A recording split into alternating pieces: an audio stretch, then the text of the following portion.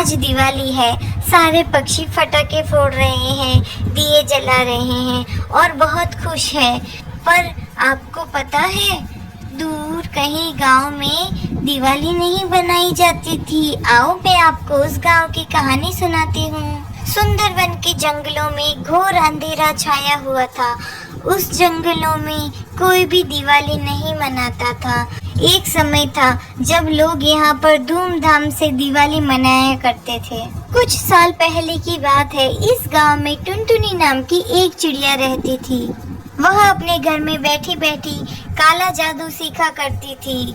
उसे काला जादू करना बहुत अच्छा लगता था। टुन्नी चिड़िया से उसके अड़ोस पड़ोस वाले सारे परेशान थे और वह उसे गांव से निकालना चाहते थे। लेकिन टुन्नी चिड़िया भी बहुत शातिर थी। उसने एक बड़ी चील से शादी कर ली थी। अब उस चील के डर से टुन्नी को कोई भी गांव से नहीं निकाल सकता था। टुन्नी के 2 बच्चे थे। टुन्नी चिड़िया उन दोनों बच्चों को भी जादू टोना सिखाती थी। ओम चामुंडा विच्छे, बोलो बच्चों बोलो, ओम चामुंडा विच्छे। बोलो बच्चों तुम भी बोलो, ओम चामुंडा विच्छे। दूसरी तरफ गांव वाले सारे परेशान थे। अरे कौवे बोलो बोलो, क्या करें अब इस टुन्नी का। इस टुन्नी के बच्चों को उठाकर ले जाते हैं और नदी में फेंक देते हैं। उसके दुख से टुन्नी जादू टोना छोड़ देगी। वह उसके बच्चे को उठाकर नदी में फेंक देते हैं और वहां से चले जाते हैं। टुन्नी चिड़िया पागलों की तरह अपने बच्चों को ढूंढ रही थी, पर पूरे गांव में उसको अपने बच्चे कहीं नहीं मिले। एक नदी के किनारे वह पहुंच गई। उसने देखा तो उसके दोनों बच्चे उस नदी के किनारे पर मरे हुए पड़े थे। वह देखकर बहुत परेशान हो गई और रोने लगी। मेरे बच्चों को किसने मारा, मेरे बच्चों को किसने मारा, मैं उन्हें नहीं छोड़ूंगी, मेरे मासूम बच्चे।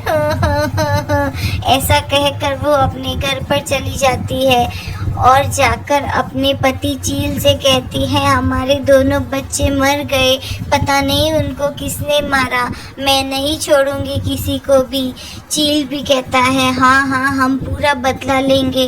ऐसा कहकर चील वहाँ से चला जाता है। दूसरी तरफ टुन्नी चिड़िया जादू टोने से सबके गांव वाले बच्चों को उठा लेती है और सब पे अपने टोने का प्रयास करती है। मेरे बच्चों की आत्मा कहीं भी हो वहाँ से वापस आ जाओ, कहीं भी हो वहाँ से वापस आ जाओ। पर उसको अभी बच्चों की आत्मा लानी आती नहीं थी। उसने पूरा जादू टोना सीखा नहीं था। गांव वाले सब परेशान थे। टुन्नी हमारे बच्चों को उठाकर ले जाती है और उन्हें मार देती है। दिवाली भी आ गई थी। सारे लोग दिवाली पे पटाखे फोड़ रहे थे। तभी पक्षियों ने सोचा कि हम टुन्नी को और उसके पति को जाकर मार देते हैं। वह लोग टुन्नी को और उस जालिम चील को रस्सी में बांधकर उन दोनों के ऊपर पटाखे लगाकर उनको जला देते हैं। टुन्नी चिल्लाती है, अरे बचाओ, मुझे मत मारो, मुझे मत मारो। वह दोनों जल रहे थे। जालिम चील भी मर गया, पर टुन्नी मरी नहीं, वह एक भूत बन गई। हा हा हा हा, मैं एक भूतनी बन गई हूँ। मैं अब तुम सबको मार दूंगी। तुमने मेरे बच्चों को और मेरे पति को मार दिया है, मैं तुम्हें नहीं छोड़ूंगी। सारे वहाँ से भाग जाते हैं और टुन्नी भूतनी बन जाती है। फिर वह उन जालिम पक्षियों को ढूंढने के लिए जाती है। कहाँ गए सारे, मेरे बच्चे खा गए, मेरे बच्चों को मार दिया, मैं उन जालिमों को नहीं छोड़ूंगी, मेरे पति को भी जला दिया, कहाँ मर गए सब। ऐसा कर कर टुन्नी उनको ढूंढ लेती है। वह पहले कबूतर के घर पर जाती है और कहती है, तूने ही मेरे बच्चों को मारा था ना, खा जाऊंगी। ऐसे करके टुन्नी उनको खा जाती है। कबूतर भी मर जाता है। ऐसे धीरे धीरे करके सारे गांव के पक्षी मर जाते हैं। इसी कारण गांव में अगर कोई पटाखे फोड़ता या दिया जलाता, दीपावली मनाता, तो उसको उसके मरे हुए पति की याद आ जाती थी और वह जो पटाखा फोड़ता उसको मार देती थी और उस गांव में दिवाली मनानी बंद हो गई। आपको हमारी कहानी कैसी लगी?